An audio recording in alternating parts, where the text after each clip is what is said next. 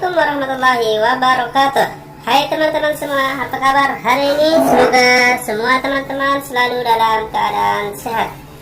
Di video kali ini saya akan membahas soal kompetensi pedagogik untuk persiapan menghadapi pretest PPG tahun 2022. Soal dan pembahasan di video ini tentunya berdasarkan dari modul PPG tahun 2021. Jadi kemungkinan jenis soalnya tidak jauh berbeda. Untuk itu kita langsung saja ke soal nomor 1. Kemampuan bahasa anak mulai berkembang, pemikiran masih statis, belum dapat berpikir abstrak, dan kemampuan persepsi waktu dan ruang masih terbatas merupakan perkembangan anak pada tahap titik-titik. A. Tahap sensori motorik, B. Tahap pra-operasional, C. Tahap operasional konkret, D. Tahap operasional formal. Jadi jawabannya adalah yang B, tahap pra-operasional. Pembahasannya dalam tahap perkembangan anak ada 4 di sini ya, yang perlu teman-teman ketahui. Yang pertama tahap sensori motorik, yaitu dimana pada tahap ini anak mulai berumur 0 sampai 24 bulan. Ya, dan ini per tahap ini disebut sebagai tahap pertama. Nah, pada periode ini anak mulai mengembangkan pemahaman tentang dunia melalui koordinasi pengalaman sensorik, misalnya melihat, mendengar, dan menggapai serta menyentuh. Kemudian yang kedua tahap pra-operasional, yaitu mulai dari umur 2 sampai 7 tahun. Dan pada masa ini dia mulai menerima rangsangan. Ciri-cirinya anak menggunakan operasi mental yang jarang dan secara logika kurang memadai. Dan yang ketiga tahap operasional konkret, mulai dari umur 7 sampai 11 tahun. Pada masa ini anak sudah mampu melakukan pengurutan dan klasifikasi terhadap objek maupun situasi tertentu. Dan yang terakhir yang keempat yaitu tahap operasional formal. Pada masa ini anak sudah mampu berpikir secara abstrak dan menguasai penalaran. Ia dapat menarik kesimpulan dari informasi yang tersedia. Ia juga dapat memahami konsep yang bersifat abstrak seperti cinta dan nilai. Ia juga bisa melihat kenyataan tidak selalu hitam dan putih, tetapi juga ada gradasi abu-abu. Di antaranya kemampuan ini penting karena akan membantunya melewati masa peralihan dari masa remaja menuju fase dewasa atau dunia nyata. Nah ini ya teman-teman. Kemudian soal yang kedua, seorang anak dengan kemampuan dengan menggunakan kata secara efektif, baik lisan, misalnya pendongeng, orator, penerjemah, dan seterusnya, maupun tertulis atau tulisan seperti sastrawan, penulis, skenario drama atau film, fonologi atau bunyi bahasa, semantik atau makna bahasa, dimensi pragmatik atau penggunaan praktis bahasa. Menurut Howard Gagni, anak tersebut mempunyai kecerdasan titik-titik. A. Kecerdasan logika matematika, B. Kecerdasan ruang, C. Kecerdasan gerak, D. Kecerdasan bahasa. Jadi di sini kata kuncinya adalah kemampuan menggunakan kata. Ya, kata ini adalah bahasa. Jadi jawaban yang tepat adalah yaitu D. Kecerdasan bahasa. Nah, pembahasannya jenis-jenis kecerdasan ada 8. Pertama kecerdasan verbal, yang kedua kecerdasan logis matematika, yang ketiga kecerdasan visual, yang keempat kecerdasan kinestetik jasmani, yang kelima kecerdasan musikal, yang kaitannya dengan musik, yang keenam kecerdasan intrapersonal, yang ketujuh kecerdasan interpersonal, Dan yang terakhir yang 8, kecerdasan naturalis. Kemudian soal yang ketiga, untuk mengetahui kemampuan awal peserta didik, seorang pendidik dapat melakukan titik-titik. A. Refleksi.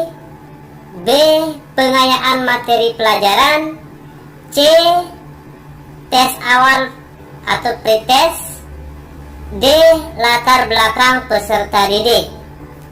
Jadi jawaban yang tepat adalah yang C, tes awal atau pretest. Pembahasannya, jadi ada 4 cara di dalam menentukan kemampuan awal peserta didik. Yang pertama yaitu metode tanya jawab. Yang kedua, memberikan tes tertulis. Yang ketiga, mengajak atau meminta siswa menceritakan pengalamannya terkait pengalamannya yang berkaitan dengan materi. Yang keempat, menggunakan metode mind mapping atau peta konsep.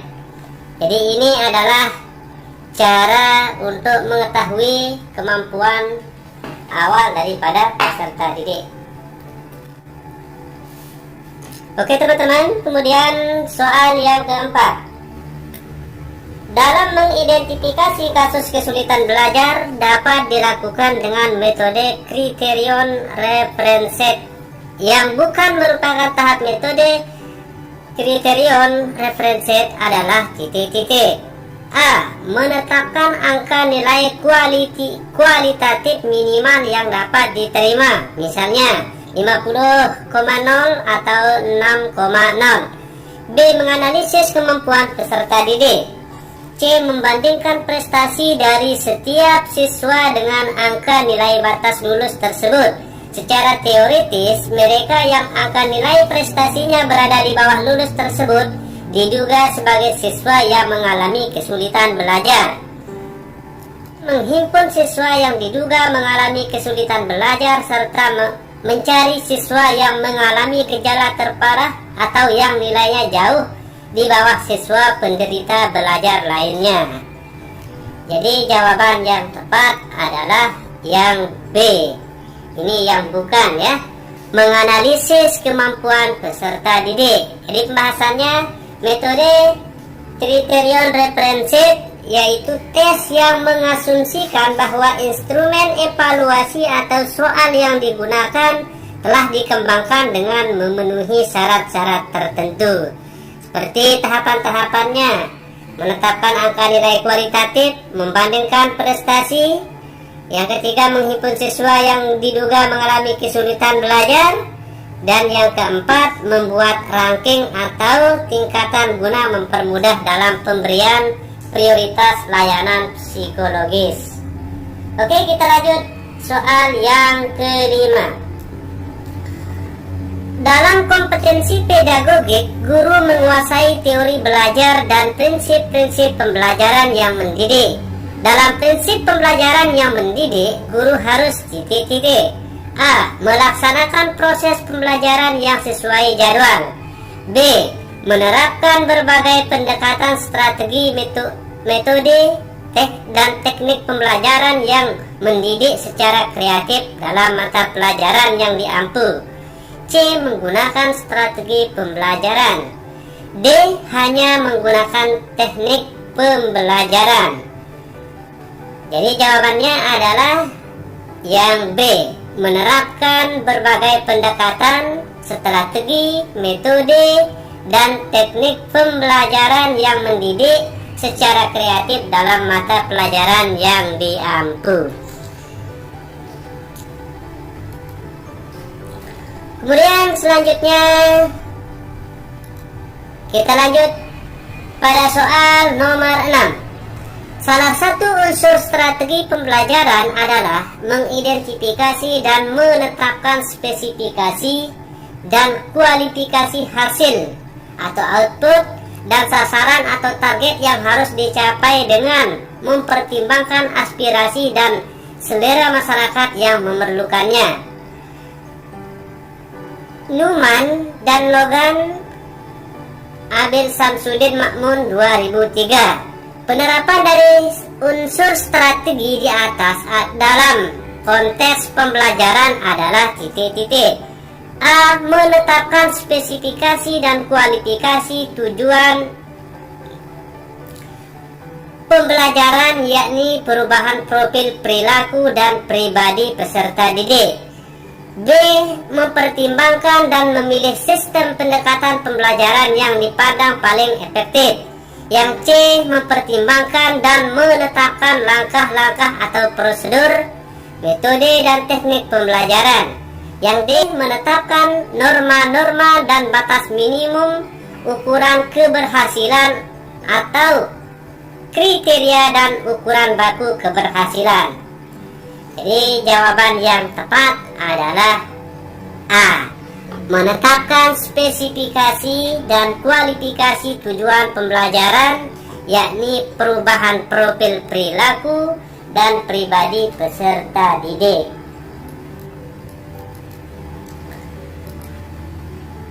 Soal ketujuh, yang ditekankan di dalam strategi pembelajaran interaktif adalah titik-titik. A. Membangun inisiatif individu, kemandirian, dan peningkatan diri. B. Pembelajaran didominasi oleh arahan dari guru. C. Diskusi dan sharing di antara peserta didik. D. Proses penyampaian informasi secara verbal. Jawaban yang tepat adalah yang C. Diskusi dan sharing di antara peserta didik. Soal nomor 8. Pada kurikulum 2013, penyusunan kurikulum dimulai dengan menetapkan SKL berdasarkan kesiapan siswa, tujuan pendidikan nasional, dan kebutuhan. Setelah kompetensi ditetapkan, kemudian ditentukan kurikulumnya yang terdiri dari kerangka dasar kurikulum dan struktur kurikulum. Ada beberapa faktor yang harus dikembangkan, antara lain titik-titik. A. Responsibility. B. Tantangan internal dan eksternal. C. Responsive. D. In reset. Jawaban yang tepat adalah yang B. Tantangan internal dan eksternal. Soal nomor 9. Kurikulum 2013, proses pembelajaran menggunakan pendekatan saintifik, artinya yaitu titik-titik. A. Kurikulum harus mengandung hal-hal baru sehingga dapat membantu siswa untuk dapat mengembangkan setiap potensi yang dimilikinya. B. Menyeleksi nilai dan budaya, mana yang perlu dipertahankan dan mana yang harus dimiliki oleh siswa. C. Pembelajaran yang mendorong siswa lebih mampu dalam mengamati, menanya, mengumpulkan informasi, mengasosiasi atau menalar, dan mengomunikasikan. D. Mengembangkan kompetensi dasar berdasarkan pada prinsip akumulatif, saling memperkuat dan memperkaya antar mata pelajaran. Jadi jawaban yang tepat adalah yang C, yaitu pembelajaran yang mendorong siswa lebih mampu dalam mengamati, menanya, mengumpulkan informasi, mengasosiasi atau menalar, dan mengomunikasikan. Karena ini adalah menggunakan pendekatan saintifik. Selanjutnya, nomor 10. Nomor 10.